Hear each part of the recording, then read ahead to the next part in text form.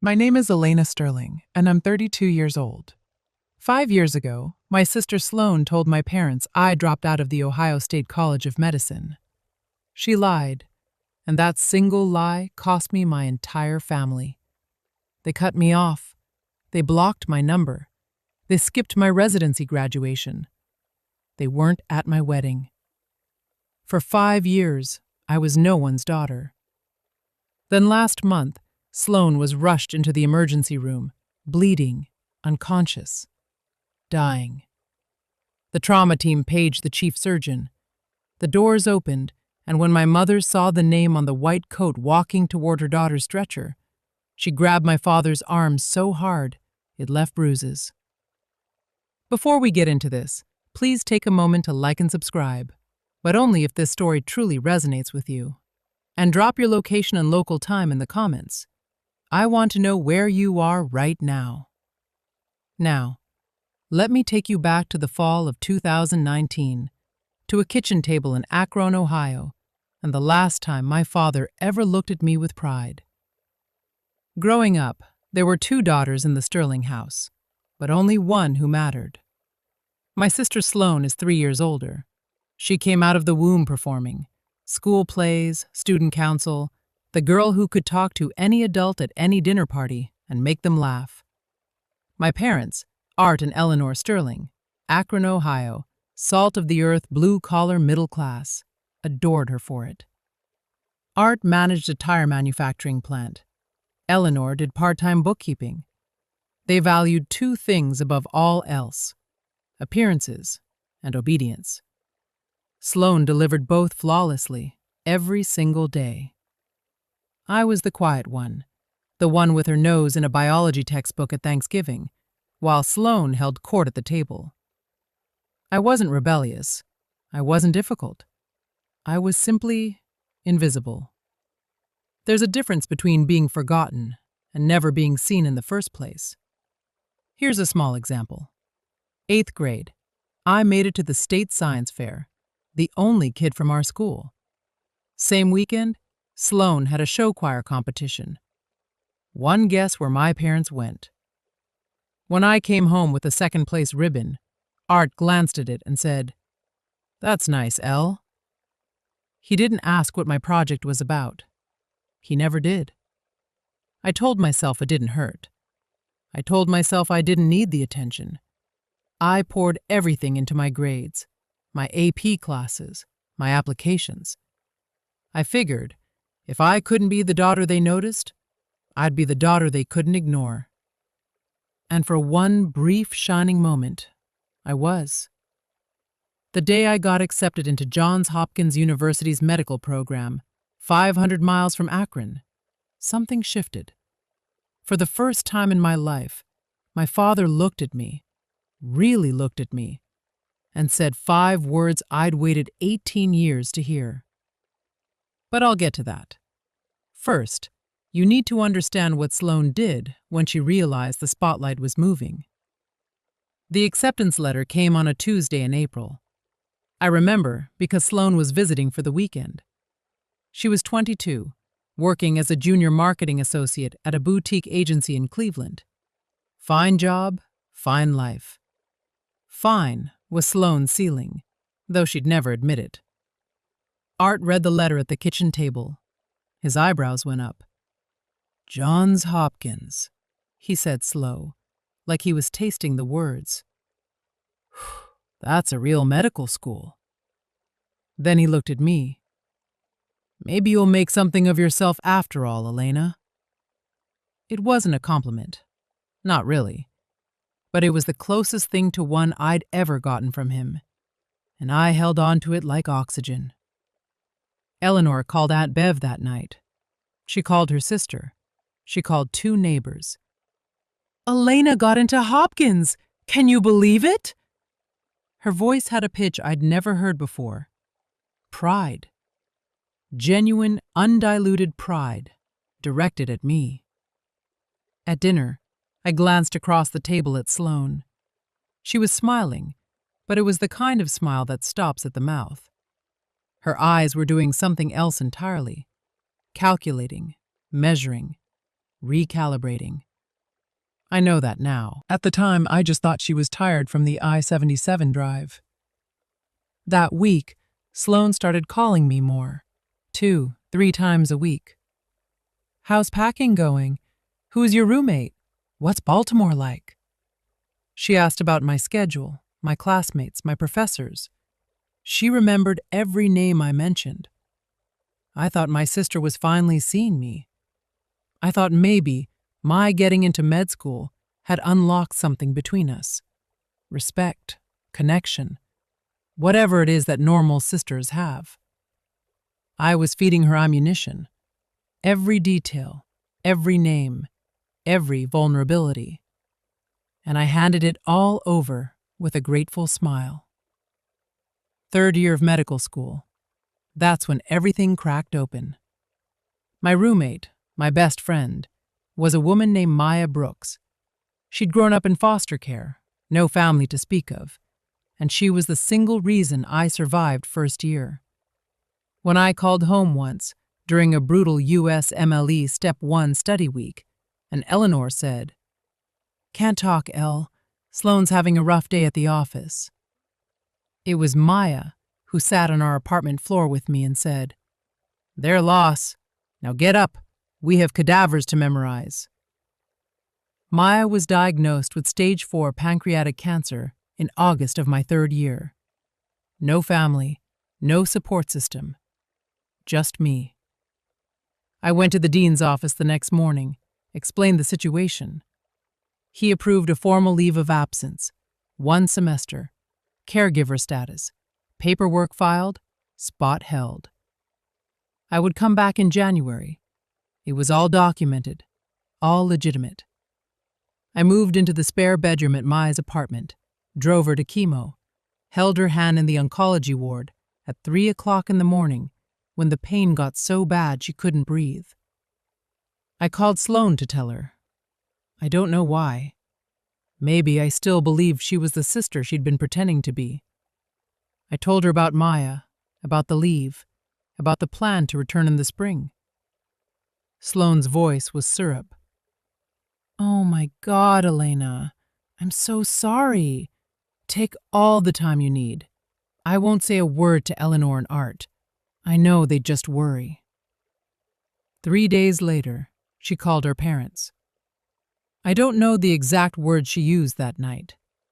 I wouldn't learn the full scope of her lie until 5 years later, when it unraveled in the one place none of us expected. But the damage was instant. The call came at 11 at night. I was sitting in a plastic chair next to Maya's hospital bed. She'd had a bad reaction to the latest round of chemo, and they'd admitted her overnight. My phone lit up. Art. "Your sister told us everything." His voice was flat, Rust Belt cold.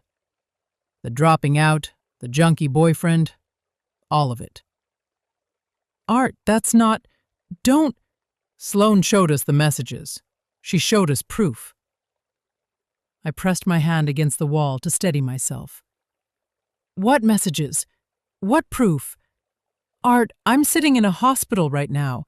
I'm taking care of my friend." "Sloan said you'd say exactly that. She said you'd have a story ready." My mother got on the line. Her voice was shaking. "How could you lie to us? For a whole year, Elena." "Eleanor, please listen to me. I filed the leave of absence. I can show you the paperwork. I can give you the dean's number." "Enough." Art again. "Don't call this house until you're ready to tell the truth. You've embarrassed this family enough." The line went dead. I sat on that hospital floor for 20 minutes. Maya's IV beeped on the other side of the curtain. My phone screen still showed the call duration. 4 minutes and 12 seconds. That's how long it took my parents to erase me. 20 minutes later, a text from Sloan. "I'm sorry, Elena. I had to tell them. I couldn't keep your secret anymore." She wasn't sorry. She just executed the most precise strike of her life, and she'd done it with a broken heart emoji as a signature. I was 500 miles from Akron. I had $46 in my checking account, and I had just become no one's daughter. I tried. I need you to know that. I tried everything I could from 500 miles away, with no money and a dying friend in the next room. Over the next 5 days, I called my parents 14 times. The first 3 went to voicemail. By the 4th, Art's number was blocked. Eleanor blocked me 2 days later. I sent 2 emails, one short, one long. The long one had my leave of absence paperwork attached as a PDF. I included the dean's direct phone number. I included Maya's oncologist's name. I gave them every piece of evidence a reasonable person would need. Neither email got a response. I wrote a handwritten letter, mailed it priority mail from Baltimore. 5 days later, it came back. Returned to sender, unopened. I recognized my mother's handwriting on the envelope. I called Aunt Bev, Art's younger sister, the only person in our family who'd ever treated me like I mattered equally.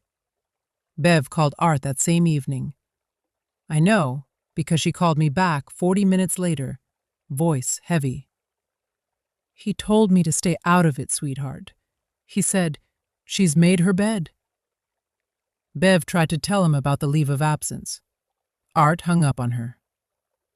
5 days, 14 calls, 2 emails, 1 letter, 1 intermediary, all of it. Every single attempt rejected, blocked, or returned. And here's what sealed it. This wasn't new. This was the pattern of my entire life, compressed into its most brutal form. Every science fair they skipped, every recital they forgot. Every time Sloane's version of events was accepted without question, while mine was dismissed. This was just the final, loudest iteration. On the 6th day, I stopped calling. Not because I gave up, but because I realized they had chosen a long time ago. Sloane just gave them permission to stop pretending. Maya died on a Sunday morning in December. Quiet. Just the beep of the monitor going flat and the pale winter light through the hospice window. I was the only one in the room. No one from my family called. No one knew. The one person I'd told, Sloane, was too busy tending to the lie she'd planted to care that the reason for my leave of absence had just stopped breathing. I organized a small funeral. 6 people came. Maya's former foster sister drove up from Kentucky. A couple of classmates, a nurse from the oncology ward who'd grown fond of her. I stood at the front of a chapel that could hold 60 and read a eulogy to rows of empty pews. I didn't cry. Not because I wasn't broken, but because I'd been crying for 3 months straight, and there was nothing left. That night, I sat alone in Maya's apartment. Our apartment. Her coffee mug was still on the counter. Her jacket still hung by the door. I opened my laptop and stared at the application to re-enroll for the spring semester. Then I found it, tucked inside Maya's copy of Grey's Anatomy, our running joke. She'd bookmarked the chapter on the pancreas with a yellow sticky note that said, "Rude." Her handwriting, shaky but deliberate. "Finish what you started, Elena. Become the doctor I know you are, and don't you dare let anyone, especially your own blood, tell you who you are." She'd written it weeks before she died. She knew she wouldn't be there when I needed the push. I closed the laptop, opened it again, filled out the re-enrollment form. 2 options, crumble or climb. I chose to climb. Not for my parents, not for revenge. For Maya, and for the version of myself she believed in. I went back in January. No family support, no safety net. I picked up extra student loans, took a part-time research assistant position, and ate hospital cafeteria leftovers more times than I'll ever admit. Medical school doesn't care about your personal life. Gross anatomy exams don't pause because your family disowned you. 12-hour clinical rotations don't get shorter because you cried in the supply closet at 2 in the morning. So I stopped crying and started working.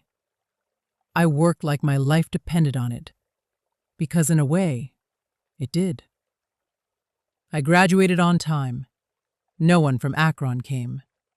I matched into a surgical residency at Akron General Trauma Center, a Level 1 facility, back in my home state. That's where I met Dr. Kate Blackwood. Kate, 58 years old, Chief of Surgery Emeritus, built like a steel cable wrapped in a lab coat. She became the mentor I desperately needed, and the mother figure I'd lost. Third year of residency, I met Julian Vance. He was a public defender doing pro bono work at a community clinic near the hospital. Calm eyes, dry humor. The first person I told the full story to who didn't flinch, didn't pity me, didn't try to fix it. He just listened. Then he said, "You deserve better." 4 words. That was enough. We got married on a Saturday afternoon in Kate's backyard. 30 guests. Julian's father walked me down the aisle. I'd sent an invitation to Akron. It came back the way my letter had. Unopened. Aunt Bev was there, though. She cried enough for 2 parents. After the ceremony, Kate handed me a sealed envelope. "A nomination," she said. "Don't open it yet. You're not ready." I tucked it in my desk drawer without asking questions. 5 years passed. I became someone they wouldn't recognize. Now, I need to pause here for a second. If you've ever been in a situation where your family refused to hear your side, where the truth didn't matter because someone else's lie was louder, drop a fire in the comments. And if you think my parents are going to regret this, type karma. Let's keep going, because what happened next? Even I didn't see it coming. January, present day. I'm 32 years old. I'm the chief of trauma surgery at Akron General. I have a house in the suburbs with a porch that gets good morning light, a husband who makes me laugh every day, and a golden retriever named Cooper who has never once judged me for eating Fruit Loops at midnight. It's a good life, a real one, built brick by brick with my own hands. But there's a specific kind of ache that never fully fades. It lives in the hollow space between your ribs, right where a family is supposed to be.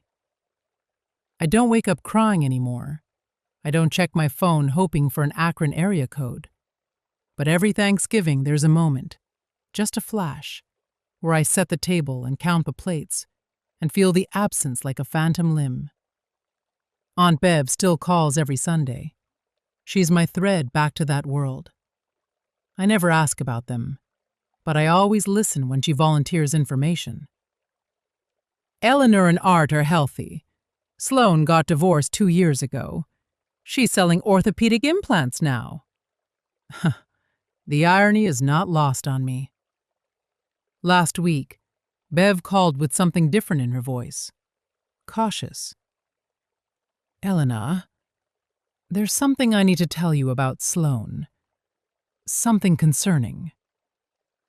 Before she could finish, my hospital pager went off. Trauma activation. I told Bev I'd call her back. I never got the chance, because what Bev was trying to tell me was already on its way, hurtling down I-77 at 75 miles per hour in a sedan that was about to run a red light. And within the hour, the thing Bev was warning me about would be lying on my operating table, bleeding out, with my parents in the waiting room and my name on the chart. I just didn't know it yet. Let me back up, because what Sloan did wasn't a single lie. It was a campaign. Bev had been feeding me pieces over the years, reluctantly, carefully, like she was diffusing a bomb one wire at a time. And the picture she painted was worse than I'd imagined. For 5 years, Sloane maintained the narrative. At every Thanksgiving, every Christmas, every family gathering, she performed the role of the grieving older sister. "We don't really talk about Elena," she'd tell cousins. "It's too painful for Eleanor and Art." She'd shake her head, lower her voice, let the silence do the work. But she didn't stop at silence. She added details. She told our grandmother that I was homeless. She told Uncle Pete's wife that she'd heard from mutual friends I was in and out of rehab in Appalachia. She told our mother on Christmas Eve 2 years ago that she had tried to reach out to me and I had refused, that I was the one who cut them off. She flipped the entire story. "I've begged Elena to come home," Bev told me once, voice tight with fury. "Sloane says she won't even answer my calls. I think she hates us." Meanwhile, I was 3 floors deep in an operating room, saving a teenager's life. The genius of it, and I use that word with disgust, was that Sloane didn't need my parents to forget me. She needed them to believe I had abandoned them. That way, their grief became proof. Their silence became justified. And she remained exactly what she'd always been, the loyal daughter, the only one who stayed. She wasn't protecting them. She was protecting her position. And there was one more thing Bev told me, something I didn't learn until much later that made the whole picture even darker. But I'll get to that. Julian told me this over coffee one morning 6 months ago. He'd been sitting on it for 2 years. "There's something I didn't tell you," he said, setting his mug down carefully, the way he does when he's about to deliver bad news in his lawyer voice. 2 years ago, I got a call from HR at your old hospital. Someone using a fake name had contacted them, asking about the employment status of Elena Sterling. They wanted to know if you'd ever been disciplined, if your credentials were legitimate. I stared at him. "Who?" I had a colleague trace the inquiry. The IP address came back to Akron. The kitchen went very quiet. Cooper's tail thumped against the floor. The coffee maker hissed. "She was trying to find something," I said. "Anything." "Anything she could use to keep the story alive," Julian confirmed. "To prove you were a fraud." "She didn't find anything." "No, because there's nothing to find." I wrapped my hands around my mug tight. I could feel the heat bleeding through the ceramic. "She didn't just lie about me once, Julian. She's been hunting me." He reached across the table and put his hand over mine. "That's not sibling rivalry, Elena. That's something else entirely." He was right. Sloane hadn't told a lie and moved on. She had built an architecture of deception, load-bearing walls, reinforced beams, and she'd spent 5 years making sure none of them cracked. Every holiday story, every whispered rumor, every fake inquiry was another brick. I could have done something then, called a lawyer, confronted my parents, blown the whole thing open. But I didn't, because life was about to do it for me in the most brutal, public, and ironic way imaginable. And it started with a pager at 3 o'clock in the morning. Thursday night, January, 3:07 a.m. The pager dragged me out of a dead sleep. Julian shifted beside me, murmured something. Cooper lifted his head from the foot of the bed. The screen glowed in the dark. Level 1 trauma. MVC, single female, 35. Blunt abdominal trauma. Hemodynamically unstable. ETA, 8 minutes. I was dressed in 4 minutes, driving in 6. The roads were empty and wet, that particular shade of black that January gives you in Ohio. I ran through the case in my head the way I always do. Mechanism of injury, probable organ involvement, surgical options. Motor vehicle collision, blunt abdominal trauma, unstable vitals, likely splenic rupture, possible liver laceration. I'd done this surgery 100 times. I badged in through the ambulance bay entrance and walked straight to the trauma bay. My team was already assembling. 2 residents, a trauma nurse, anesthesia on standby. I picked up the intake iPad from the charge nurse's station and swiped to the incoming patient chart. Patient, Elena Sterling, DOB, March 14, 1990. Emergency contact, Arthur Sterling, father. I stopped walking.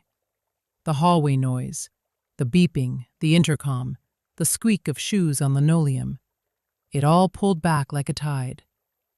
For 2 seconds, maybe 3, I wasn't a surgeon.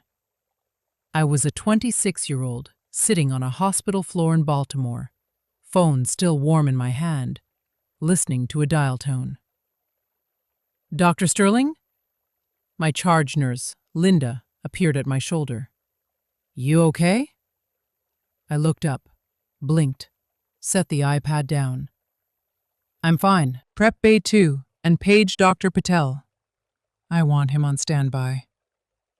The ambulance siren wailed in the distance, getting closer. And behind that ambulance, I knew before I could see them, were 2 people I hadn't faced in 5 years. The ambulance doors cracked open, and the stretcher came fast. Sloan was strapped down, unconscious, oxygen mask fogging with shallow breaths, blood on her shirt, one hand hanging limp off the side rail. The paramedics rattled off numbers, blood pressure dropping, heart rate climbing, 2 large-bore IVs running wide. Behind them, running, came my parents. My mother looked like she'd aged a decade, hair thinner, face drawn. She was in a bathrobe, slippers on the wrong feet. My father was in a flannel and jeans, thrown on in a panic. His face was the color of old paper. "That's my daughter!" he shouted past the triage nurse. "Where are they taking her? I need to talk to the doctor in charge." The nurse, a woman named Carla, I'd worked with for 3 years, put both hands up. "Sir, family needs to wait in the surgical waiting area. The trauma team is already here. The chief is handling this personally." "The chief?" Art grabbed Carla's arm. "Get me the chief, now!" Carla glanced through the glass partition toward the trauma bay. She looked at me, gowned, gloved, my badge hanging from my scrub top. She read the name, read it again. Her eyes went wide for just a fraction of a second. I gave a small shake of my head. Not now. Carla composed herself. "Sir, the chief is prepping for surgery. You'll be updated as soon as possible. Please, the waiting room is this way." My parents were led down the hall. Eleanor was whispering prayers, hands clasped so tightly her knuckles were white. Art kept turning back, looking through every window he passed. "She's all we have," he said to no one in particular. "Please, she's all we have." I heard it through the partition glass, every word. She's all we have. As if I had never existed. I stepped into the scrub room alone. 30 seconds. That's all I allowed myself. I turned on the faucet, let the water run hot over my hands, looked at myself in the stainless steel mirror above the sink, distorted, warped, the way everything felt right now. Scrub cap on, badge visible, the face of a woman who had been surgically removed from her own family tree, now being asked to surgically save the woman who held the saw. Part of me wanted to walk out, call Patel, let someone else carry this. Let my parents owe their daughter's life to a stranger, not to me. That would be cleaner, simpler. But there was a woman on that table with a ruptured spleen and what looked like a grade 3 liver laceration. She was losing blood faster than we could replace it. She was going to die in the next 30 to 40 minutes if the best surgeon in this building didn't operate? And the best surgeon in this building was me. I paged Patel directly. I have a conflict of interest. The patient is a family member. I'm disclosing it now and documenting in the chart. If at any point my judgment is compromised, you take the lead. No questions asked. Patel's voice was steady. Understood, Chief. I told Linda to note the disclosure in the nursing record. Everything by the book. Everything on paper. Then I pulled on fresh gloves, pushed through the OR doors, and looked down at the table. My sister's face, still bruised, the oxygen mask fogging and clearing. She looked smaller than I remembered, thinner. There were worry lines around her eyes that hadn't been there 5 years ago. For 3 seconds, she wasn't the woman who destroyed my life. She was a body on my table, and that was exactly how I needed her to be. Let's go. Scalpel. 3 hours and 40 minutes. That's how long it took to rebuild what the steering column and the red light had torn apart. Ruptured spleen? We took it out. Grade 3 liver laceration.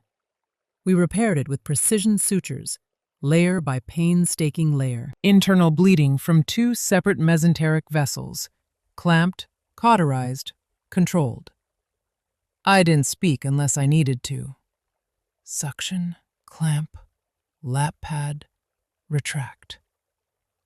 My hands moved the way they've been trained to move. Steady, deliberate, fast when speed mattered, and slow when precision mattered more. The residents watched. They always watched during my cases, and I could feel their attention sharpen when the liver repair got tricky. I didn't falter. I couldn't afford to. At 6:48 a.m., I placed the final closing stitch. Sloane's vitals were stable. BP normalized, output clear. She was alive. Dr. Patel, who'd been standing silently in the corner the entire time, pulled his mask down. Elena, he said quietly, that was flawless. You want me to talk to the family? I peeled off my gloves, dropped them in the bin, washed my hands. Automatic, methodical, the same way I'd done it 10,000 times before. No, I said. This one's mine. I caught my reflection again in the scrub room mirror. Same face, same badge, but something had shifted. For 5 years, I'd been the daughter who disappeared. Now, I was the surgeon who just pulled her sister back from the edge of death. Those two facts were about to collide in a waiting room 40 feet away, in front of my entire night shift team. I straightened my scrub top, checked my badge, took one breath, then I walked toward the waiting room. The hallway had never felt so long. The waiting room had that fluorescent hush that hospitals get at 7 in the morning. 2 other families were scattered in the far corners. A television murmured weather reports to no one, and in the center row, sitting rigid, sleepless, terrified, were my parents. I pushed through the double doors, still in my surgical scrubs, mask pulled down around my neck, scrub cap off now, hair pulled back. My badge hung at chest level, printed in clean block letters anyone could read from 6 feet away. Dr. Elena Sterling, MD, FACS, Chief of Trauma Surgery. Art stood first. He always stood first. It was a reflex, the need to be in charge. Doctor, how is she? Is Sloane... He stopped. His eyes had dropped to my badge, then rose to my face, then dropped to the badge again. I watched the recognition move through him like something physical, a tremor that started in his hands and climbed to his jaw. Eleanor looked up a half-second later. Her lips parted. No sound came out. Her right hand shot to Art's forearm and clamped down, fingers digging into the flannel of his sleeve with a force that I would later learn left 4 bruises shaped like fingertips. 5 seconds of silence. 5 seconds that held 5 years. I spoke first. Calm, clinical. The same voice I used to address every family in this room. Mr. and Mrs. Sterling, I'm Dr. Sterling, Chief of Trauma Surgery. Your daughter Sloane sustained a ruptured spleen and a grade 3 liver laceration in the accident. Surgery was successful. She's stable and currently in the ICU. You'll be able to see her in approximately 1 hour. Mr. and Mrs. Not Mom and Dad. I watched that land. I watched it cut. Behind me, through the glass partition, Linda and 2 nurses were watching. They knew by the look on their faces. They'd already put it together. My mother moved first. She took a step toward me, arms lifting, a sob already breaking through her chest. Elena! Oh my God! Oh my God, Elena! I stepped back. Half a step. Polite. Unmistakable. She froze. Her hands hung in the air between us, then slowly, painfully, dropped to her sides. Art's voice came out like gravel dragged over concrete. You're a doctor. I am. You're the chief. I am. But Sloane said. What exactly? He closed his mouth, opened it, closed it again. I could see the machinery of his mind trying to reassemble 5 years of certainty that was crumbling in real time. Eleanor was crying now, not quietly. We thought you dropped out. We thought she told us you were. She told you I dropped out, that I had a boyfriend with a drug problem, that I was homeless, that I refused to contact you. I kept my voice level, no shaking, no tears.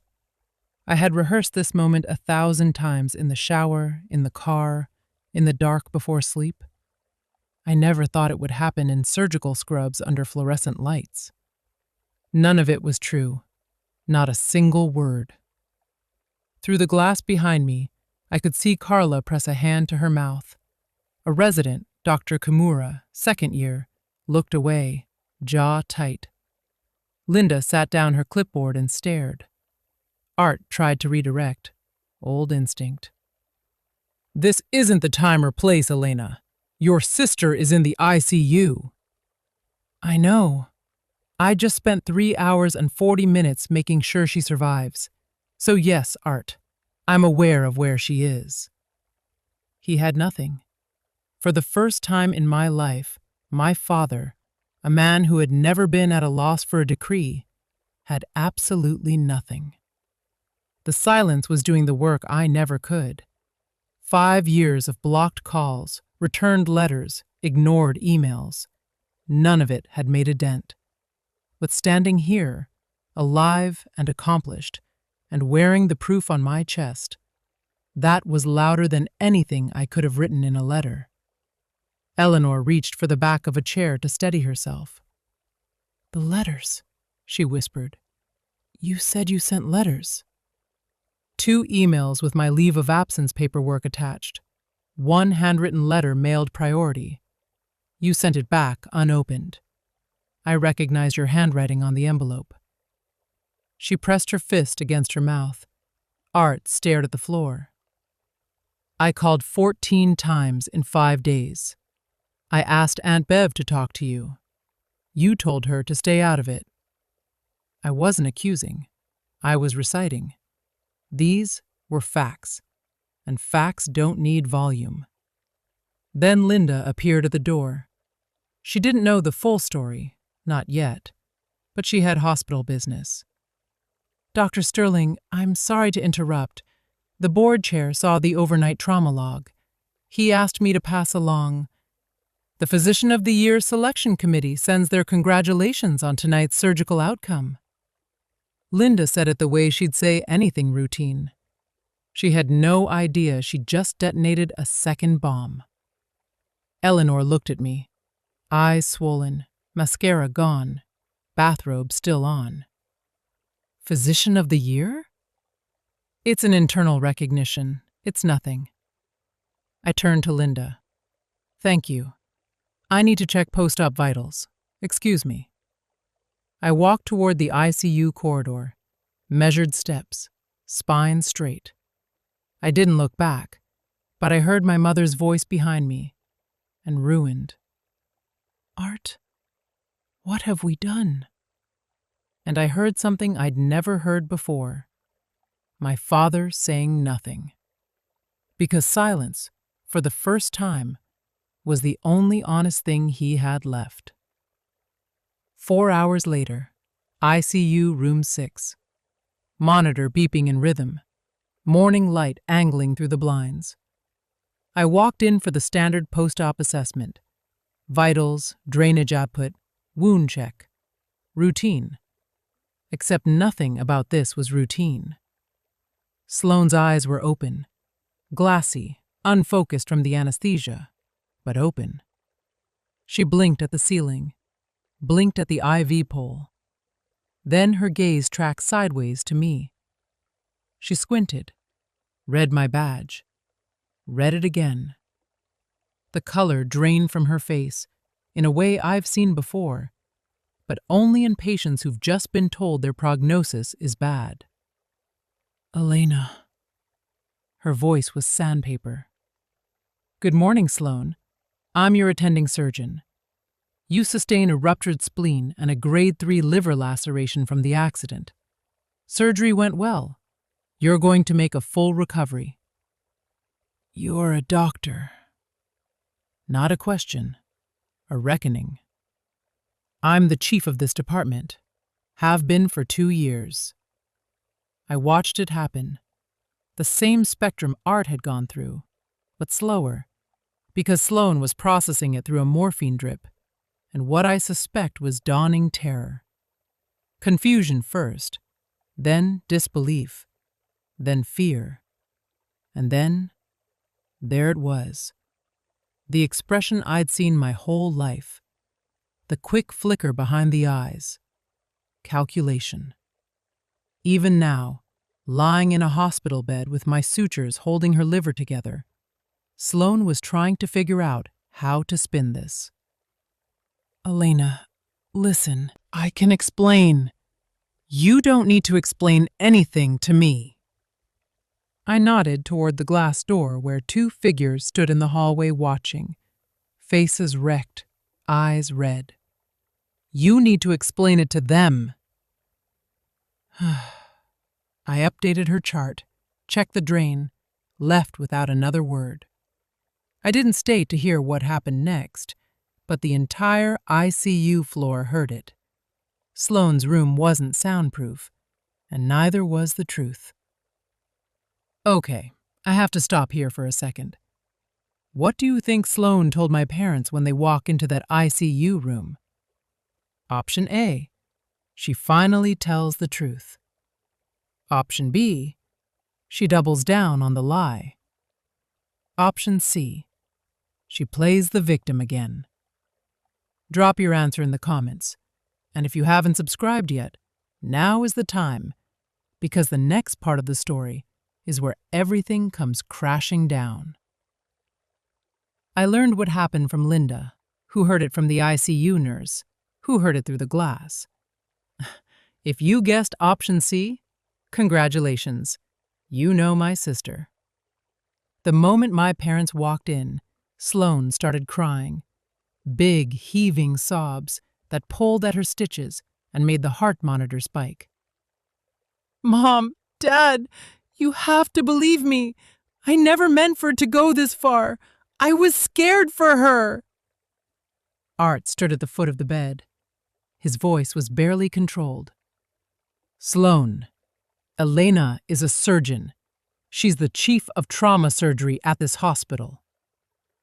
I didn't know that. She said she sent letters, emails. She called 14 times. She asked Bev to intervene.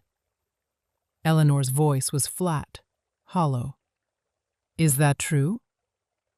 She's exaggerating. You know how she... Bev tried to tell us. Art again, and this time his voice cracked, not from sadness, but from the structural failure of everything he'd believed for 5 years. 2 years ago, Bev called and said Elena was in residency, a surgeon. You told us Bev was lying, that she was just trying to cause drama. Bev doesn't know the whole story. What is the full story, Sloane? Eleanor screamed, screaming in an ICU. The nurse at the station outside flinched. 2 rooms down, a patient's visitor looked up from their phone. And Sloane, backed into a corner, IVs in both arms, my sutures in her abdomen, did what she always does. She pivoted from defense to offense. Fine, she's a doctor, good for her, but she abandoned this family. She never called because we blocked her number, Sloane.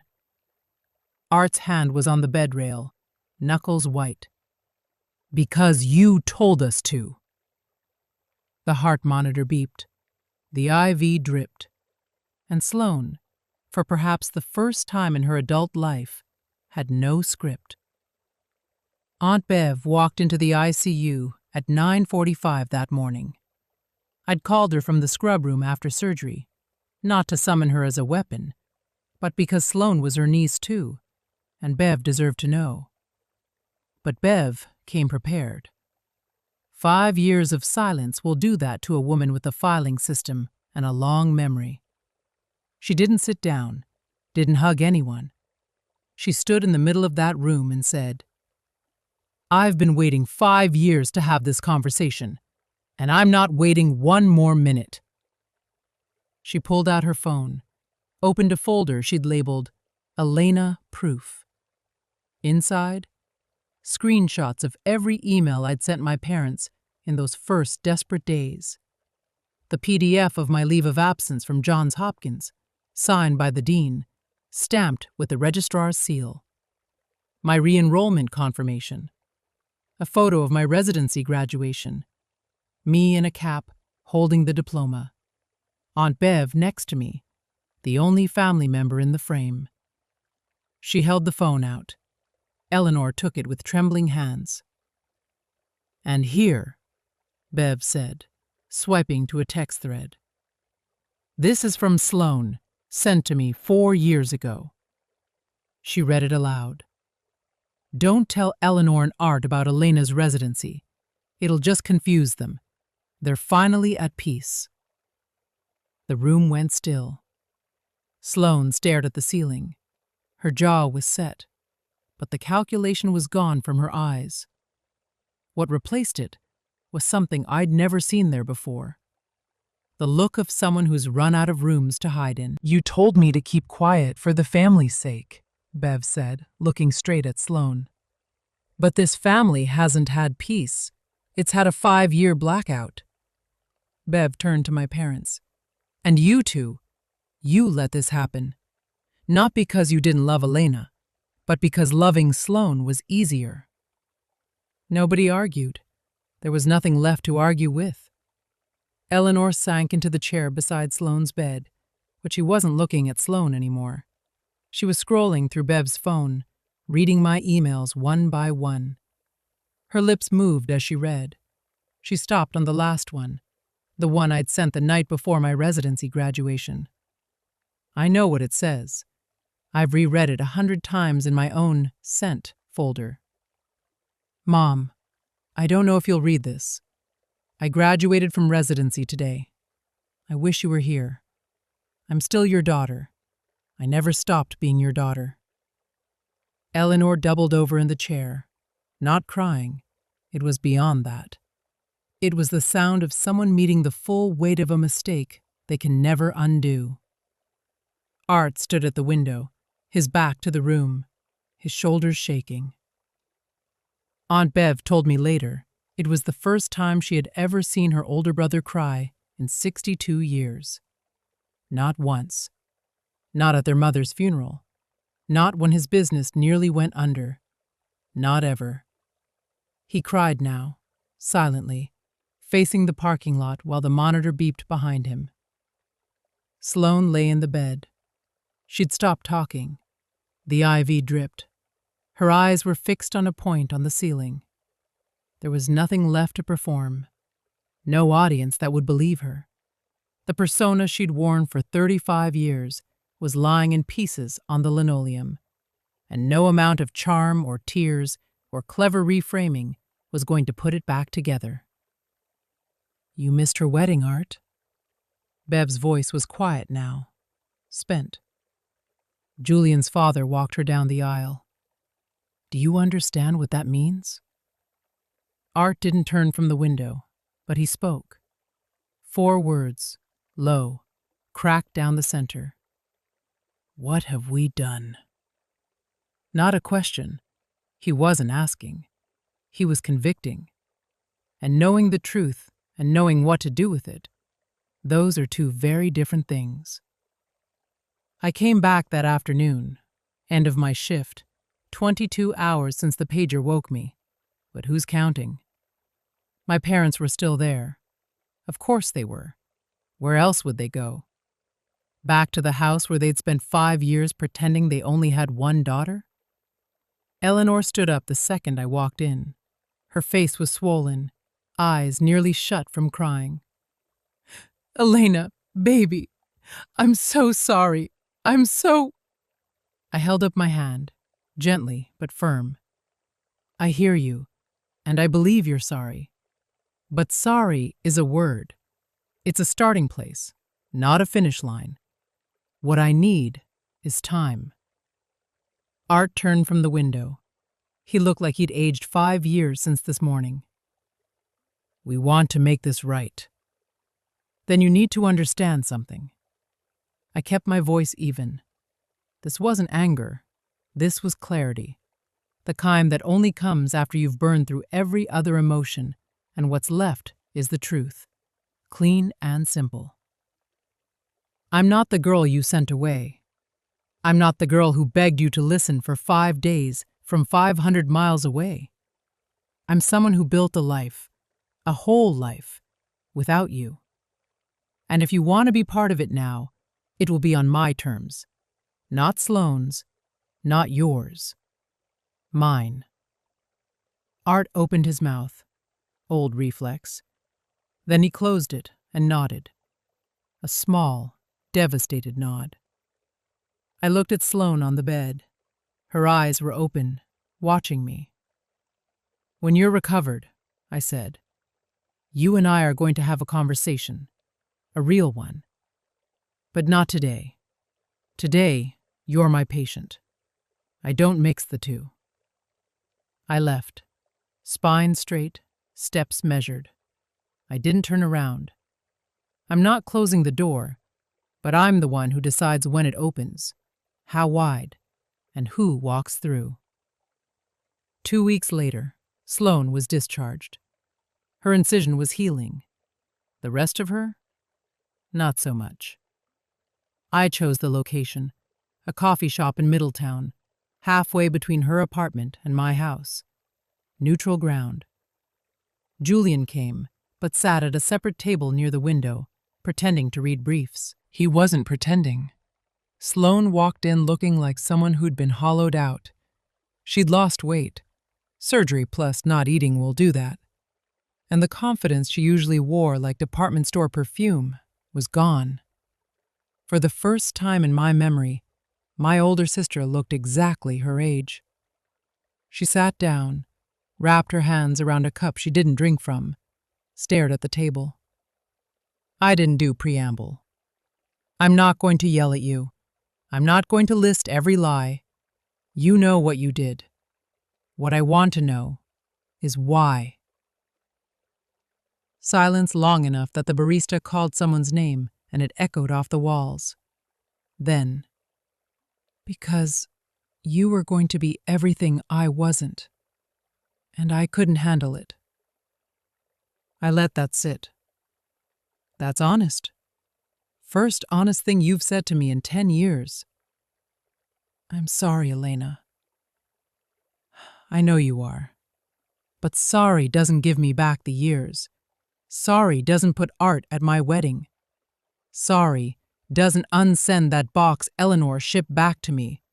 My high school graduation things, returned like I was dead to her. She looked away. Her eyes were wet, real tears. I know the difference now. Then she said something I wasn't expecting. I also called your medical school. Twice. I tried to get them to revoke your leave of absence. I told them you'd fabricated the caregiver documents. The coffee shop hummed around us. I stared at her. Your dean wouldn't listen to me. He protected you. He didn't protect me, Sloan. He believed the truth. That's not the same thing. I leaned back in my chair, took a breath. This was the part I'd mapped out the night before, sitting on the kitchen floor with Cooper's head in my lap, while Julian reviewed it with me like a closing argument. I'm not cutting you out of my life, I said, but I'm setting conditions. Sloan nodded, small, defeated. You will tell the truth, the full truth, to every family member you lied to, every aunt, every uncle, every cousin who spent 5 years thinking I was in rehab or living on the street. You will correct every single story. I will. And you'll do it in writing. An email to the family group. All 47 people. Bev will confirm everyone receives it. Another nod. I met with my parents separately the following week.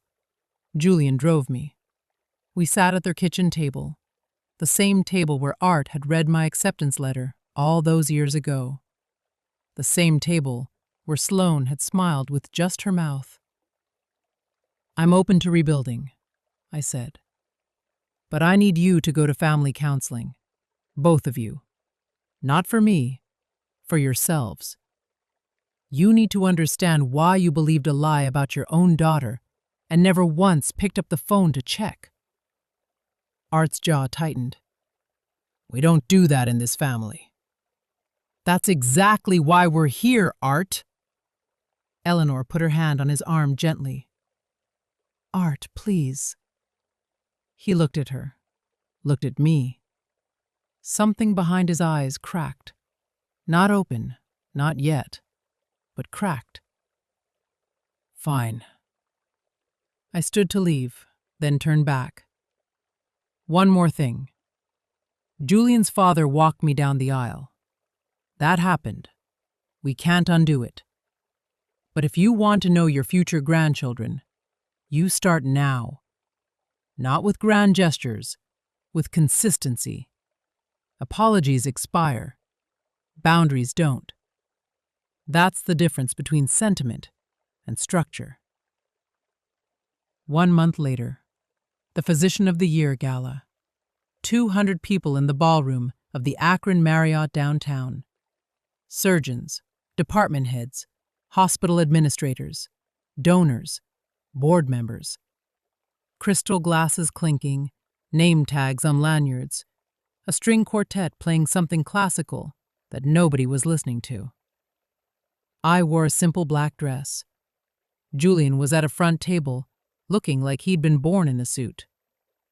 Kate Blackwood sat beside him, arms crossed, the faintest smile on her face. The one she reserves for moments she's been engineering for years. The MC stepped to the podium. This year's Physician of the Year, a surgeon whose clinical excellence, composure under pressure, and commitment to her patients have set a new standard for this institution. Dr. Elena Sterling, Chief of Trauma Surgery. A standing ovation from the surgical staff who'd seen me work. I walked to the stage, spotlight warm, podium solid under my hands. I kept it short. 5 years ago, I almost quit. Not because I couldn't do the work, but because I lost the people I thought I needed to keep going. What I learned is that the people you need aren't always the ones you're born to. Sometimes they're the ones who choose you. I looked at Kate, at Julian, at my team in the third row. Then I looked at the back of the ballroom, last row. 2 seats Bev had quietly arranged. My parents. Eleanor in a navy dress she'd probably bought that week. Art in a tie he clearly hated. Both sitting with their hands in their laps, looking up at the stage with expressions I can only describe as grief and pride, waging war on the same face. And sometimes, I said, the ones you're born to find their way back. Late. But here. Eleanor covered her mouth. Art stood, filled the rest. After the gala, Art found Julian near the coat check. He stood in front of my husband for a long moment. I owe you an apology. I should have been the one. Julian, gracious to his core, extended his hand. With all due respect, sir, you should have been a lot of things, but we're here now. They shook hands. Art's eyes were red. He didn't let go right away. Sloan sent the email on a Wednesday night. Bev confirmed delivery to all 47 addresses. I didn't read it until the next morning. Julian brought me coffee and set the laptop on the kitchen table without a word. He knows when to give me space. It was 3 paragraphs. No excuses, no flowery language, just the facts laid bare. She had lied about my leaving medical school. She had fabricated evidence. She had maintained the deception for 5 years. She had deliberately prevented our parents from learning the truth. She ended with, Elena never abandoned this family. I made sure they believed she did. That is entirely on me. The responses came in waves. Uncle Pete's wife called Bev in tears. She'd repeated Sloane's rehab story at a book club 2 years ago. Cousin David in Columbus sent Sloane a one-line reply. I don't know who you are anymore. Our grandmother, Nana June, 89, the matriarch who'd stopped asking about me at Thanksgiving because Sloane told her it was too painful, called me directly. I'm 89 years old, she said, her voice paper-thin but furious. And I have never been lied to so thoroughly by my own blood. Elena, forgive an old woman for not seeing it. There's nothing to forgive, Nana. You were lied to. We all were. Nobody organized a boycott of Sloane. Nobody sent group texts declaring her dead to them. But the trust she'd stockpiled, the currency she'd been spending for 35 years, was gone. You could feel it in the silence after her email, in the replies that didn't come, in the invitations that quietly stopped arriving. No one punished Sloane. They just stopped believing her. And for someone who'd built her entire identity on being believed, that was punishment enough. My parents started counseling in February. A therapist in West Akron named Dr. Rena. Calm, direct, the kind of woman who doesn't let you dodge a question. Eleanor took to it immediately. She'd been carrying the weight of her passivity like a stone in her coat pocket. And the first time Dr. Rena named it, enabling through silence, Eleanor broke down in the office and didn't stop crying for 40 minutes. That's what Bev told me. I wasn't there. It wasn't my session to witness. Art struggled. He went. He sat in the chair. He answered questions in as few words as possible. Dr. Rena told him, Bev relayed, that his need to be right, his refusal to revisit a decision once it was made, had been the load-bearing wall of this entire disaster. Sloane provided the lie, but Art's pride cemented it into place. He didn't argue with her. That might have been the first sign of change. 3 weeks into counseling, Eleanor mailed me a letter, handwritten. The irony wasn't lost on either of us. I failed you, she wrote. Not just when I believed Sloane, But every time I chose peace over fairness, every time I let your father's temper decide what was true, every time I saw you standing in the doorway, quiet and waiting, and told myself you were fine, because it was easier than admitting I wasn't brave enough to fight for you. I read it at the kitchen table. Cooper was asleep on my feet. Julian was in the next room pretending not to listen. I didn't cry, but I held that letter for a long time. Then I opened the drawer where I keep things that matter. Maya's card, my returned letters, the wedding invitation that came back unopened, and I placed it inside. Same drawer, different side. Progress isn't always dramatic. Sometimes it's just rearranging what you carry. Sloane started therapy too, her own, separate from the family sessions. I know this because Bev told me, and because Sloane mentioned it briefly, awkwardly, the second time we met for coffee.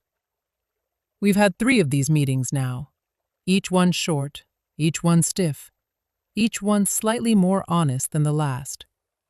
The first time, she stared at her hands and said nothing useful. The second time, she told me about the therapy. The third time, she said something that actually landed. I don't expect you to forgive me. I don't even know if I deserve it. But I want you to know I'm trying not to be that person anymore. I took a sip of my coffee, sat it down. Then show me. Words are cheap in this family. They always have been. Show me, with time. She nodded, didn't push, didn't perform. That was new. Do I believe her? Honestly, I don't know. I've spent a lifetime reading Sloane's performances, and I'm still not sure where her acting ends and her actual self begins. Maybe she's not sure either. Maybe that's what the therapy is for. But I believe in the possibility of change. That's all I can offer right now. She carries my surgical scar on her body, 7 inches in the left upper abdomen, fading from red to white over the coming year. Every time she gets dressed, every time she catches her reflection, she'll see the mark left by the sister she tried to erase. The sister who, when it mattered most, held a scalpel with steady hands and chose the oath over the anger. I carry her damage in my memory. 5 years of silence, lodged somewhere between my ribs. We're even. In the strangest, most painful way 2 sisters can be even. And maybe with enough time, enough real, unglamorous, consistent time, we'll find our way to something that isn't even. Something better. Something new. I'm sitting in my office at Akron General. It's late. The hallway outside is quiet. That particular stillness hospitals have after the last visitors leave and before the night shift energy kicks in. My nameplate is on the door. My diplomas are on the wall. Not because I need to see them, but because the residents do. On my desk, a framed wedding photo. Julian, Kate, Aunt Bev, 30 guests, a backyard in October light. No parents in the frame. But on the bookshelf next to it, a new photo taken 3 weeks ago. Eleanor and Art standing on my front porch, coats on, looking slightly lost. Art's hands are in his pockets. Eleanor is mid-smile, trying too hard, but trying. It's awkward. It's imperfect. It's real. If you're watching this and you see yourself in my story, whether you're the one who was silenced or the one who did the silencing, I want to tell you something. The truth doesn't expire. It doesn't matter if it takes 5 days or 5 years. The truth has a patient way of showing up exactly when it's needed most. You can't rush it, but you can't outrun it either. I didn't get revenge on my sister. I didn't need revenge. I became someone who didn't need it. And that turned out to be the most devastating response of all. Not a scheme, not a plan. Just a life lived fully, on my own terms. And if you're waiting for your family to see you, really see you, stop waiting. See yourself first. Build the life you deserve with the people who show up. And when the others finally turn around, let them find a door that you control. You decide when it opens. You decide how wide. You decide who walks through. That's not revenge. That's architecture. Sunday morning, first week of February. Light snow falling outside the kitchen window. The kind that doesn't stick, but makes everything look like it's being gently forgiven. I'm making French toast. Julian is grinding coffee beans. To something on the radio. Cooper is stationed under the table, optimistic about crumbs. The doorbell rings. I wipe my hands on a towel and open the front door. Eleanor and Art, standing on the porch in their winter coats. Art is holding a bottle of orange juice, like he's not sure what to do with his hands. Eleanor has a tin of homemade chocolate chip cookies, her signature ones, the ones she used to make for every school event of Sloane's, and none of mine. "Hi," Eleanor says. "Hi." "Come in," I say. "Coffee's almost ready." Art steps inside, looks around the kitchen like he's cataloging everything. The house he's never been in, the life he almost never knew existed. "Can I help with anything?" I look at him. My father, 62 years old, standing in my kitchen for the first time, asking permission to be useful. "You can set the table, Art." He nods, goes to the cabinet I point to, takes out plates, counts them, looks at me. "4?" "4." He sets them down one by one, carefully, like they might break if he's not gentle. Julian hands him coffee. Eleanor hugs me at the stove. Not a dramatic movie hug, just a quiet one. Arms around me, forehead against my shoulder. No words. Holding on. Cooper thumps his tail. Snow falls outside. The French toast sizzles. It's not perfect. It's not the childhood I deserved or the reconciliation movies promise. But it's real. And real is more than I had for a very long time. My name is Dr. Elena Sterling. I'm 32 years old, and I am finally, slowly, carefully letting myself be someone's daughter again. 4 plates. It's a start.